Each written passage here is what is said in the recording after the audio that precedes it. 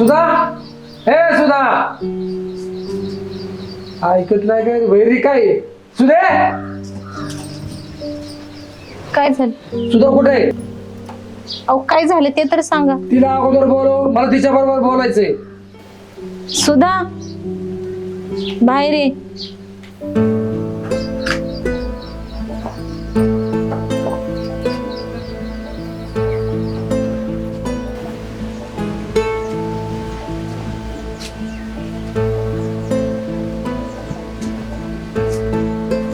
बाहेर सुद्धा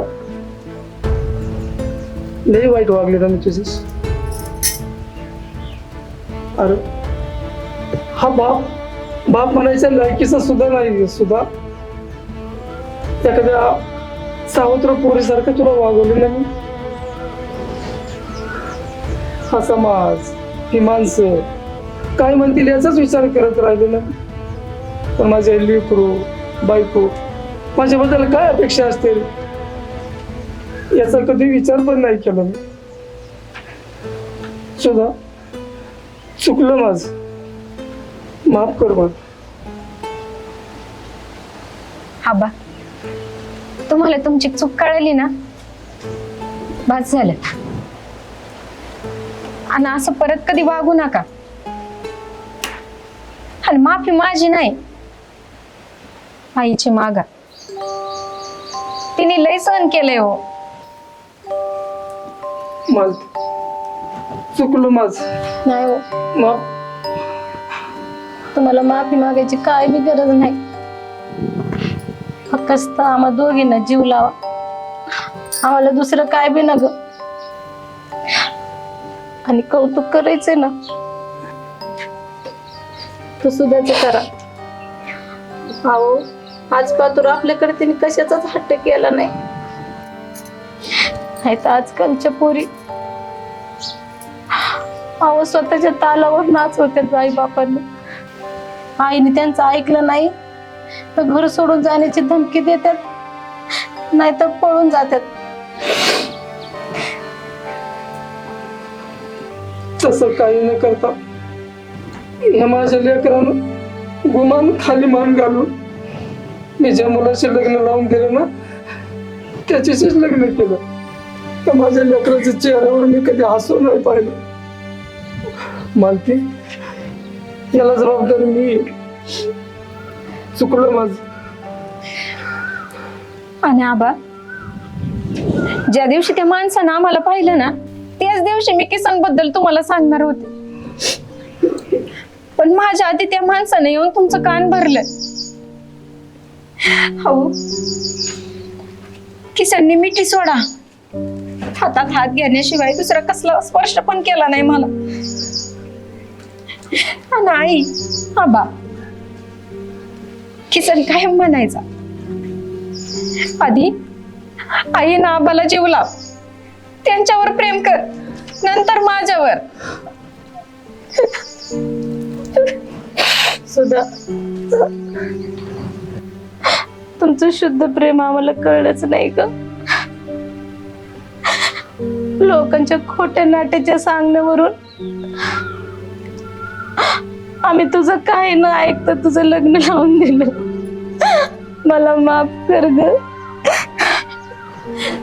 आणि साऱ्या गोष्टीला ना सुद्धा मी जबाबदारी. मी चुकलं माझं, माफ कर मला.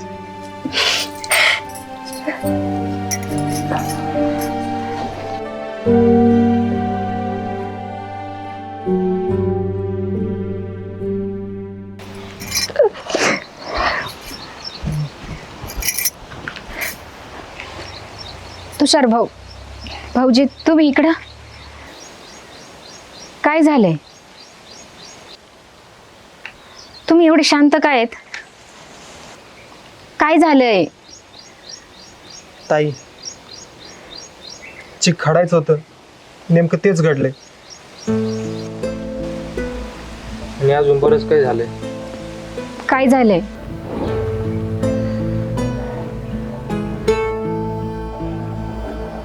तुम्ही? हो मीच. सुधा माझं चुकलं, मला माफ कर. मी लय चुकलो. मी आजपर्यंत तुला कधी समजून नाही घेतलं बघ, कधीच नाही.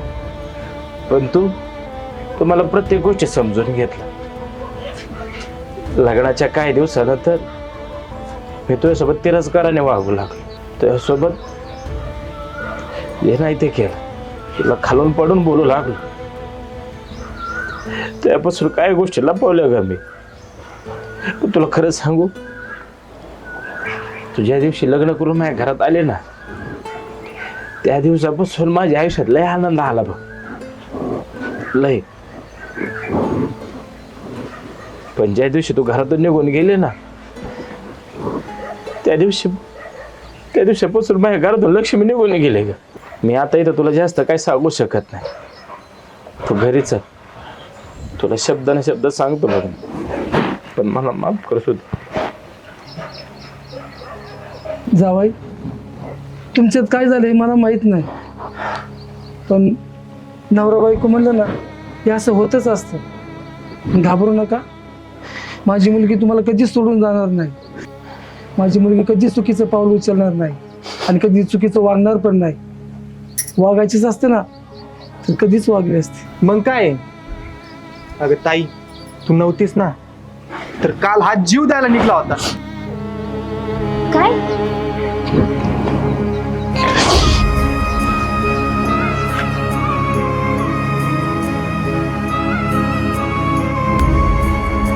बाणा पकड, शोध, बाण.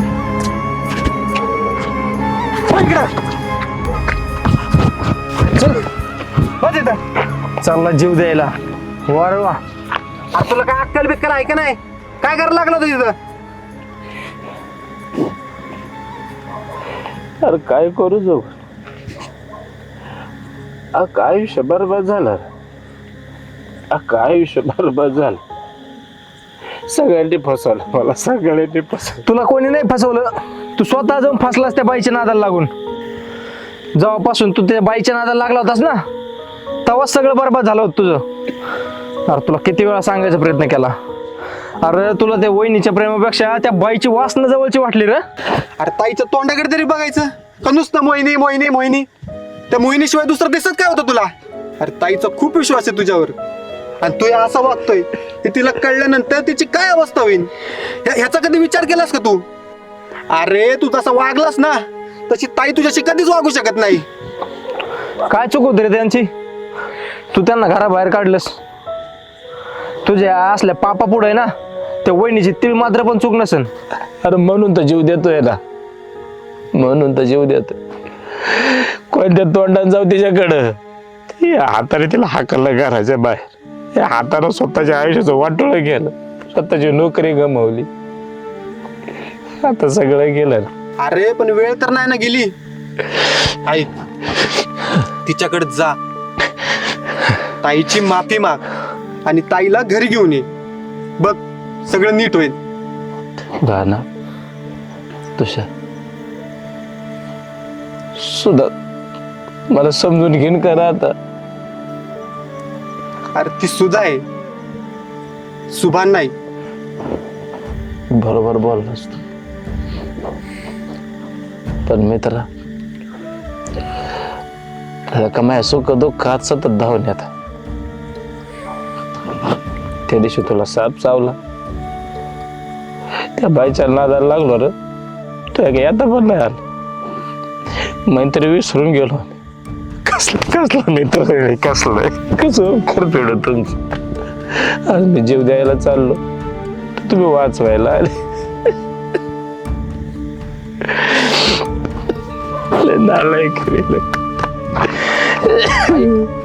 परत सांगतो, आम्हाला मैत्री कळते, आम्ही सुभान नाहीये. चल उठ, चल घरी.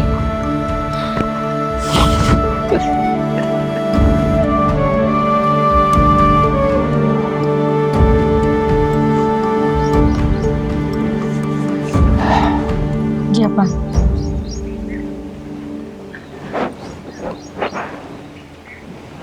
हो ना, प्रत्येकाच्या संसारात बघा चढ उतार येत असते. म्हणून नवऱ्याने बायकोला आणि बायकोला नवऱ्याने असं अंतर नसते द्यायचं. भांडणं हे होतच असतात, पण शेवटपर्यंत तेच असतात.